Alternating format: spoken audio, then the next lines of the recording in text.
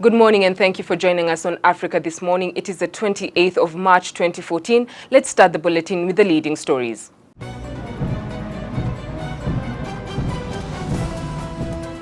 The State of the Nation Address. Kenya's President Ooro Kenyatta issues his first constitutionally mandated State of the Nation Address to Parliament.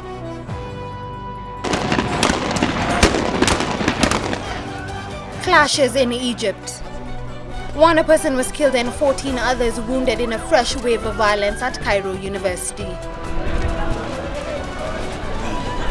We say that we are aspiring to a Vision 2030. How blind is our perception? Public transportation in Kenya.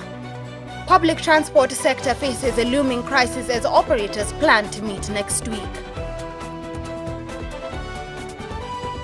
Kenya's President Ooro Kenyatta on Thursday addressed a joint special sitting of Parliament on the state of the nation. Security, corruption, poaching and unity featured prominently in his speech. Sam Gakunyi reports.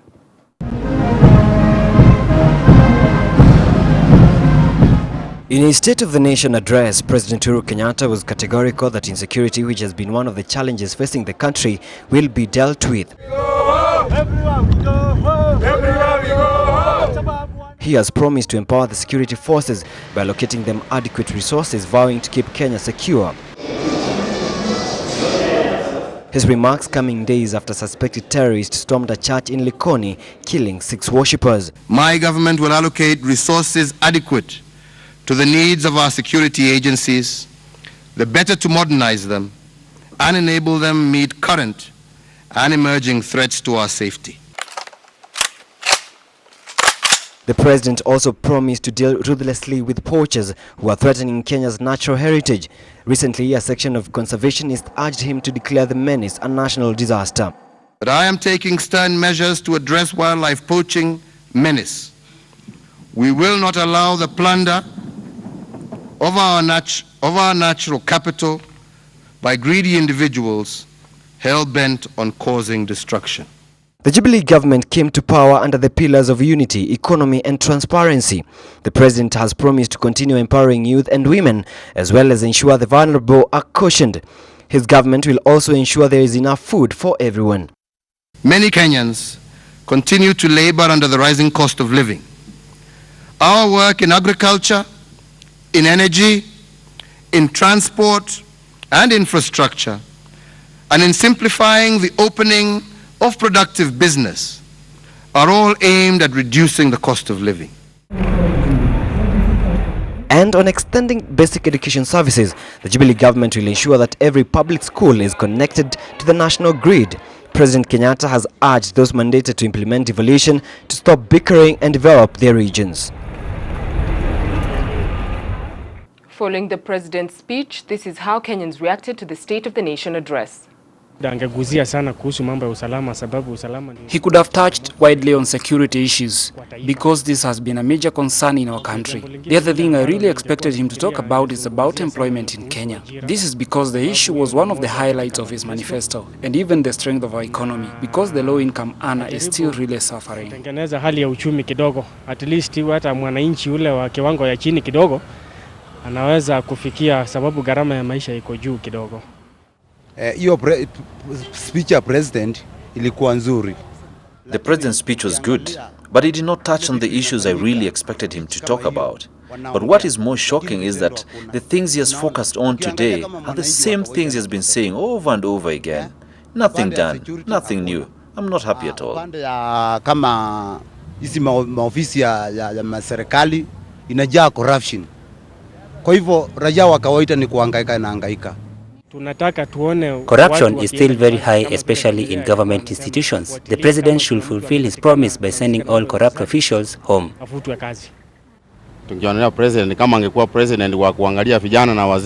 If our president is a president for both old and youthful, I could not have traveled all the way from Kisumu to come to Nairobi to get an important document from Kenya Revenue Authority offices. His speech did not make any sense to me.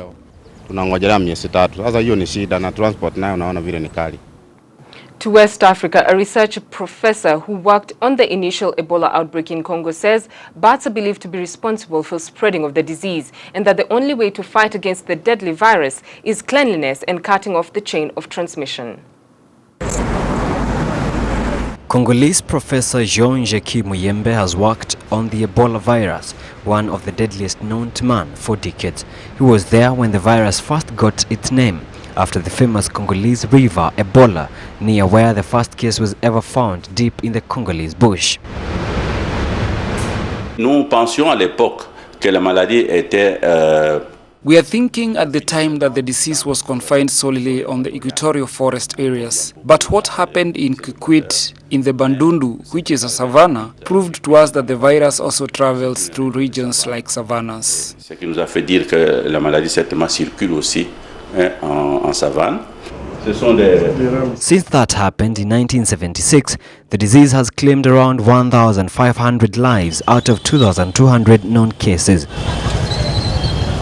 The last casualties in Guinea, one of the world's poorest countries, have raised fears it might spill across the border to other West African neighbors.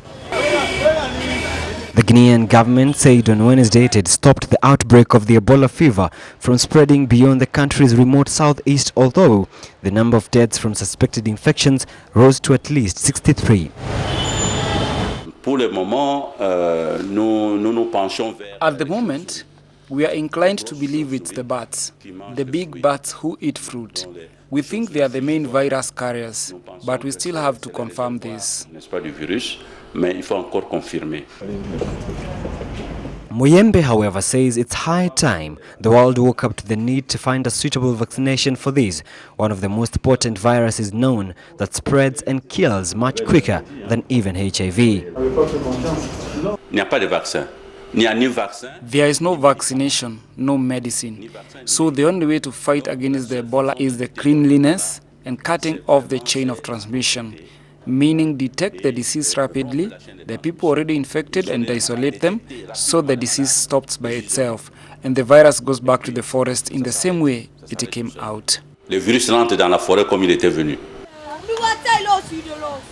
Sierra Leone has also uncovered 2 deaths in the border town of Boidu, suspected to be linked to Ebola, one of the most lethal infectious diseases known to man. Laboratories have so far only confirmed 13 cases of the disease out of 45 tested. More samples, some of them from Sierra Leone and Liberia, have been sent for examination. To the north of the African continent, 1 person was killed and 14 others wounded on Wednesday when police and student supporters of Egypt's deposed president Mohamed Morsi clashed at Cairo University. Anti-coup alliance, which supports Morsi, had called for protests on Wednesday against the sentencing of Morsi supporters for the murder and attempted murder of 2 policemen during riots on August 14th. Riot police fired volleys of tear gas from the university's main gate at students who are demonstrating against Monday's sentencing of 529 Morsi supporters to death in the biggest such act in the country's modern judicial history. The Interior Ministry said a law student from Al-Azhar Islamic University in the Nile Delta city of Tanata was killed in the clashes. Elsewhere, 16 people were wounded in clashes between security forces and students of the Nile Delta University, Zakazik. Of the 529, only 153 are in custody.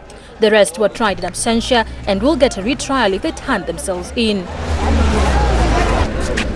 Another 17 defendants were acquitted.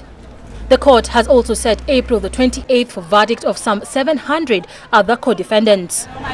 Monday's verdict triggered a global outcry as the sentencing were handed down after just hearings. The massive trial is part of a relentless crackdown on supporters of Morsi's, Egypt's first civilian and elected president, who was ousted by the army last July.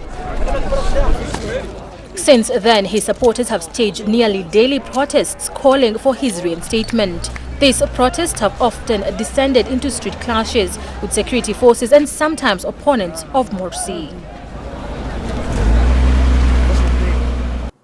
Egypt's Field Marshal Abdel Fattah al-Sisi, who ended months of speculation by announcing that he would run for presidency, has emerged as a nationalist icon in the mold of the country's first modern military ruler, Gamal Abdel Nasser. Abdel Fattah el-Sisi has declared his candidacy for Egypt's presidential election, an election he is expected to easily win. Abdel Fattah el-Sisi, at 59 years of age, became Egypt's most popular political figure and de facto head of state after he led the ouster of Egypt's first democratically elected and civilian president, Mohamed Morsi. Al-Sisi and Gamal Abdel Nasser, the charismatic colonel who deposed King Farouk in 1954 and led the country until his death in 1970, both oversaw crackdowns on the Muslim Brotherhood. But unlike Nasser, whose speeches brought people into the streets across the region, Abdel Sisi has kept a lower profile, rarely giving public addresses and appearing in political rallies. Hosni Mubarak appointed Abdel Sisi as his military intelligence chief, making him the youngest officer to hold the post. He was later promoted to a defense minister. Many people saw it as Morsi's affirmation of civilian control over the military, which had ruled the country in between Mubarak's overthrow and Morsi's election in June 2012. Abdel Sisi's supporters celebrated the harsh crackdown on the increasingly unpopular Brotherhood. To them, Sisi is a tough leader who can restore stability after years of unrest. To his supporters, Sisi is a humble man of the people who addresses them in colloquial rather than classical Arabic manner. Morsi supporters have nevertheless compared him to a pharaoh. Sisi has declared he will no longer wear an army uniform and that he has given up the uniform to defend the nation by running in the elections expected to be held next month. Public transport in Kenya is glaring at a looming crisis as operators meet next week to decide on the way forward, or a day before the implementation of new public transport rules. The operators claim they were not consulted by the Ministry of Transport or Parliament while the laws were being formulated. Matatu operators have until Monday next week to comply with some of the regulations set by the government as it moves to control the sector. This move is likely to disrupt transport across the country. The Cabinet Secretary for Transport had ordered the public transport vehicles to, among other things, install new speed governors and banned night travel, asking bus companies interested in serving at night to get special permits. But bus owners say the new rules will impact their businesses negatively. The stakes are very high in public transport in this country. We cannot afford to gamble with the lives of Kenyans. We cannot afford to gamble also with the economy. A huge section of Kenyans are not so economically well off to afford their own private transportation. They rely heavily, both in support of their business and in their own private transportation, on public transportation. Therefore, any rules or regulations that are purportedly made by a cabinet secretary, such as for transport and infrastructure, must meet the requirement of public participation. Lawyer Harrison Kinyanjui for the Country Bus Owners Association argues that even if the Cabinet Secretary tabled the new regulations in Parliament for adoption, due process was not followed since they have not been invited to air their views as per parliamentary standing orders. We say that we are aspiring to a Vision 2030. How blind is our perception of a Vision 2030? If an economy can roll by to a grinding halt because of policies that have no backing in law, and yet we remain silent. The Kenya Country Bus Association is calling upon the Cabinet Secretary for Transport and Infrastructure to wait upon the courts to make their ruling in regards to the directives he had issued on the 17th of December 2013. For Ebru African News, reporting in Nairobi, Kenya, I'm Miriam Kanyugo. From the transport sector to matters land, after persistent wrangles with the Ministry of Lands, the National Land Commission is now seeking the intervention of the Supreme Court of Kenya. The commission will go to court seeking interpretation of the law, especially on its mandate. The National Land Commission now says it will move to the Supreme Court to seek interpretation of the law since the rift between them and the Ministry of Lands over who runs the show in the crucial sector has refused to go away.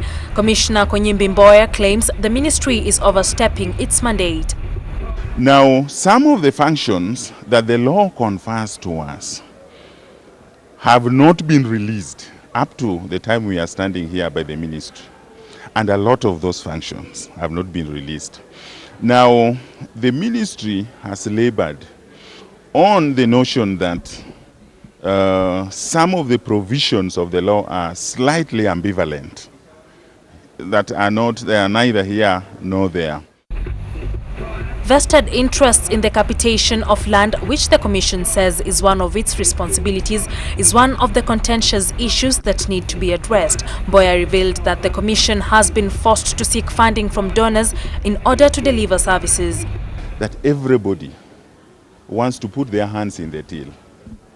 Everybody wants to say, I'm a manager, I used to do it very well, let me just do it. That provision in the law that has said that people continue doing those functions before we employ our staff has been taken advantage of. In the context that people know that we have been underfunded. So they keep on doing what they were doing before and saying they are following the law. Mboya is also accusing Lands Cabinet Secretary Charity Ngilu of stopping the issuance of land registration maps to the Commission, further frustrating the Commission's work. Meanwhile, the government owes Kenyans a total of 5 billion shillings in compensations, debts accrued through compulsory acquisition of land. Doing it practically, more than 5 billion shillings owed to Kenyans. That is unjust in terms of Article 40 of the Constitution. It is unjust in terms of common sense, even if it was not reduced in writing in the Constitution. Well, land has always been at the center stage of freedom struggles and social injustices all through Kenya's history.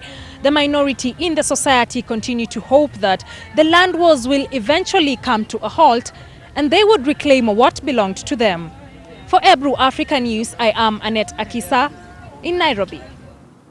The number of people still missing in Saturday's catastrophic mudslide in the U.S. state of Washington has dropped to 90. The official death toll, however, remains at 24, including 8 bodies authorities say they have located but are unable to retrieve. The non-death toll remained at 24, including 8 people whose bodies had yet to be recovered after the disaster near the rural town of Ooro, where a rain-soaked hillside collapsed on Saturday and cascaded over a river and a road, engulfing dozens of homes on the opposite bank. Snohomish County's Emergency Managing Director John Pennington told reporters the tally of missing had dropped dramatically to 90 from 176, but that the fate of as many as 35 more people were not officially among the missing remained uncertain. Crews did not recover any victims today, and the total number of fatalities remains at 16, the same as it was yesterday. We also believed, as we had mentioned yesterday, to have located 8 individuals. Those are the numbers that were yesterday, and they have not changed today. Not a single survivor has been found since Saturday in the area where the mudslide struck. Snohomish County Emergency Managing Director John Pennington says there may be none. As hope faded that survivors might be plucked from the muck and debris that blanketed an area covering about 1 square mile, that is approximately 2.6 square kilometers, residents of the stricken community and nearby towns braced for unexpected rise in the casualty count. Last night we had let you know that there were approximately 176 reports that had been made, individuals to our call center, people who were missing or unaccounted for. We were able to successfully verify that 140 people who were on that list were actually also registered on the Safe and Well.org site. So 140 people are safe and well. About a 200-strong search personnel team, many wearing rain gear and hard hats, painstakingly combed through the disaster zone under cloudy skies on Wednesday, taking advantage of a break from Tuesday's rain showers to hasten their search for more victims. tonight we can report definitively that 90 people, 90, are currently missing or unaccounted for. In addition to that, we also have 35 people whose status is still unknown at this time. The slide already ranks as one of the worst in the United States. In 1969, 150 people were killed in landslides and floods in Virginia, according to the United States Geological Survey. And finally, an inventor and church leader who calls himself the Star of Africa is hoping to transform manufacturing in Ghana with a series of homegrown consumer goods he hopes will reduce the country's reliance on foreign imports. Jammed with imported cars, the streets of Accra may well be in for a shock. 60 kilometers outside the Ghanaian capital, a workshop is fine-tuning a car built in Ghana for Ghana. It's the brainchild of Kojo Safo, nurturing homegrown engineering talent to reduce the country's reliance on foreign imports. His company Kantanka has been creating products for decades. We have the resources here. Why don't we go and develop the resources and build them to equip ourselves here? From an attack helicopter to a vehicle started using a gold watch, there's little the company's 250 apprentices don't try their hands at. The whole operation is funded by a network of businesses led by Kojo Safo, a self-styled apostle and leader of over 100 churches whose legend goes before him. I always make reference to him because he has been the genius of Africa. He is indeed a star of Africa because he is trying to do things that we never thought Africans would do.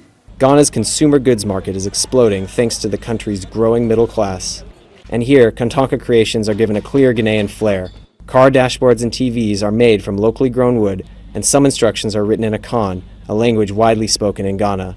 But in a country that imports over 100,000 used cars each year, Kantanka needs to break a tough market and Ghanaian attitudes. They believe, they have perception that vehicles from Europe and America and the rest of the Western world are probably of higher quality.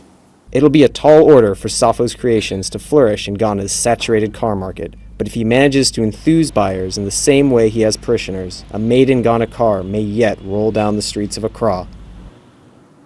That story brings us to the end of the Bulletin on Africa this morning. Join us next as we take a look at the conversations that will get us started during the weekend on our segment on Trend.